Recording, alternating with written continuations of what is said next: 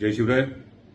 खरं तर आज माननीय उपमुख्यमंत्री अजितदादा पवार यांनी माझ्यावर काही भाष्य केलं. ते मोठे नेते आहेत, त्यामुळे माझ्यासारख्या सर्वसामान्य कुटुंबातल्या व्यक्तीनं त्यांना उत्तर देणं उचित नाही असं मी कायम म्हणत आलेलो आहे. परंतु जे वैयक्तिक आक्षेप त्यांनी घेतले त्याविषयी उत्तर देणं क्रमप्राप्त आहे. दादा असं म्हणाले की सेलिब्रिटी उमेदवार देऊन आम्ही चूक केली किंवा जेव्हा उमेदवार मिळत नसतो तेव्हा सेलिब्रिटी आणला जातो. त्यात त्यांनी अनेक सेलिब्रिटींची उदाहरणं दिली. म्हणजे गोविंदा असतील, अमिताभ बच्चन असतील, हेमा मालिनी असतील, शत्रुघ्न सिन्हाजी असतील, या सगळ्यांची त्यांनी उदाहरणं दिली. मी नम्रतापूर्वक एक गोष्ट दादांच्या निदर्शनास आणून देऊ इच्छितो की आपण ज्या सर्वांची उदाहरणं दिली यातील एकाही सेलिब्रिटी झालेल्या खासदाराला संसद रत्न पुरस्कार मिळाल्याचं माझ्या ऐकिवात नाही. आणि शिरूर लोकसभा मतदारसंघातील मायबाप जनतेच्या आशीर्वादानं त्यांचे प्रश्न हिरिरीनं मांडत असताना पहिल्याच टर्ममध्ये तब्बल 3 वेळा संसद रत्न पुरस्कार हा मला मिळालेला आहे. राहता राहिला प्रश्न, मी राजीनामा देण्याचं आपल्याकडे बोलून दाखवलं असं आपण वारंवार सांगतात. परंतु जर मी राजीनामाच द्यायच्या विचारात होतो तर मी संसदेत अनुपस्थित होतो का? मी संसदेत बोलणं सोडून दिलं होतं का? मी संसदेत प्रश्न मांडणं सोडून दिलं होतं का?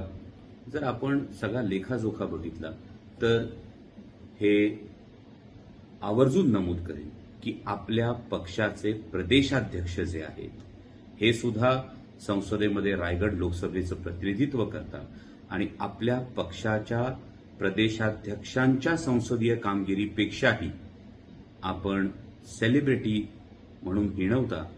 पण माझ्यासारख्या सर्वसामान्य शेतकरी कुटुंबातल्या एका मध्यमवर्गीय व्यक्तीची संसदीय कामगिरी ही आपल्या पक्षाच्या प्रदेशाध्यक्षांपेक्षा उजवी आहे, हेही आपण रेकॉर्ड तपासून पाहू शकता.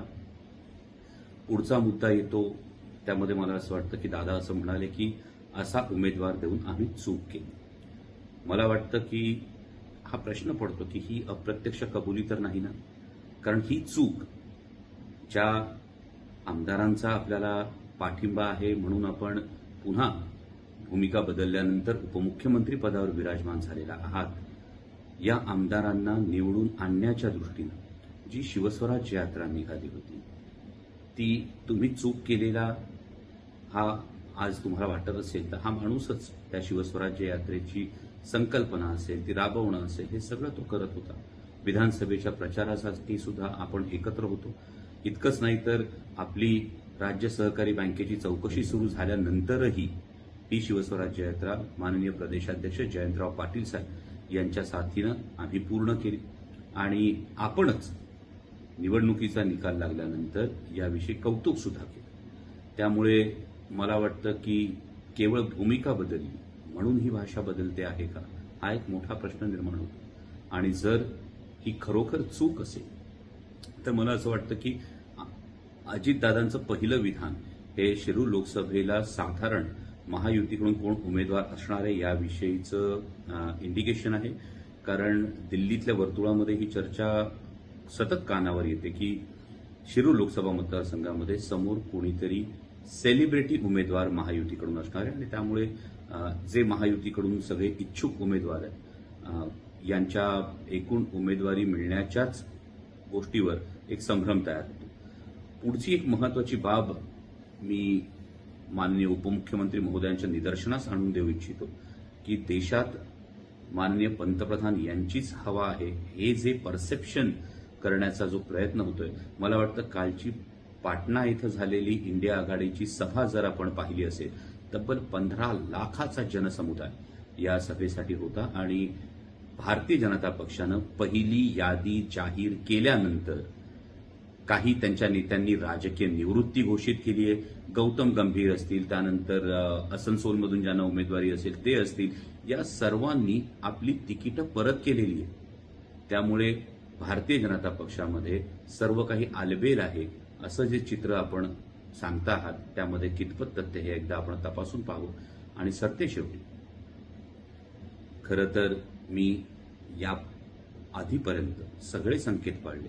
खासगीत झालेल्या गोष्टी न जाहीर करण्याचा जो एक अलिखित संकेत असतो तो मी कायम पाळला. परंतु आपण वारंवार या गोष्टींचा उल्लेख करत असाल तर मी नम्रपणे आपल्याला एकच प्रश्न विचारू इच्छितो की जर असा उमेदवार देणं ही चूक असेल तर मग 10-10 वेळा आपण माझ्यासारख्या सर्वसामान्य कार्यकर्त्याला तुमच्या पक्षात या हे निरोप पाठवण्याचं नेमकं कारण काय? लपून छपून भेटीगाठी करण्याचं कारण काय? त्यामुळे मी नम्रपणे एवढंच सांगू इच्छितो की मला जी आदरणीय पवारसाहेबांनी संधी दिली त्या संधीप्रती प्रामाणिक राहण्याचा मी प्रयत्न केलाय. मी माझी संसदेतली जी काही कामगिरी आहे ती त्याचा संपूर्णपणे लेखाजोखा हा पब्लिक डोमेनमध्ये आहे, तो आपण पाहू शकता. आणि त्यामुळेच मी ठामपणे सांगतो की जी भूमिका मी घेतली त्या भूमिकेवर मी कायम आहे, मी कायम राहीन. माझ्या शिरूर लोकसभा मतदारसंघातले प्रश्न हिरिरीनं मांडण्यासाठी मी सदैव कटिबद्ध राहीन.